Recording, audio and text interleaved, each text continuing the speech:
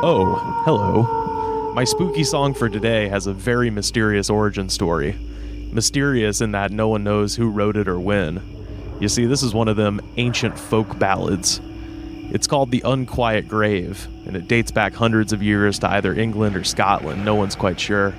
What we do know is that the song was eventually published in 1868 as part of Harvard folklorist Francis James Child's collection, The English and Scottish Popular Ballads.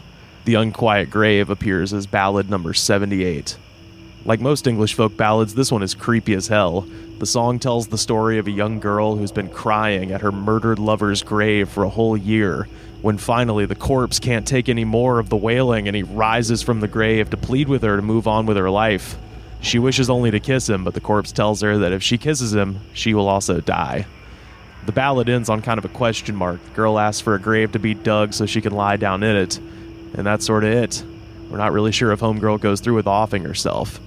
It's one of my favorite things about the old English and Celtic stories and ballads like Beowulf, Lord Randall, things of this nature.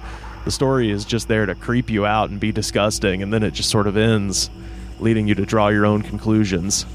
Since its publication in the mid-19th century, The Unquiet Grave has gone on to be performed by famous folk musicians like Joan Baez, the English band Griffin, and the Dubliners with the late great Luke Kelly on vocals.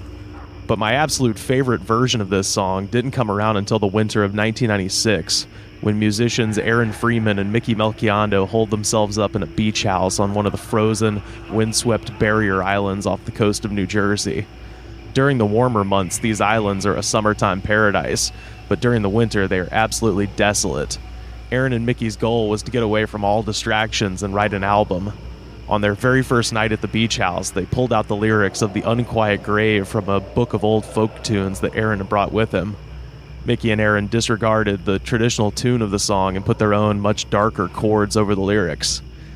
Mickey would later say that this song set the tone for the rest of the original tunes on the album that came after it.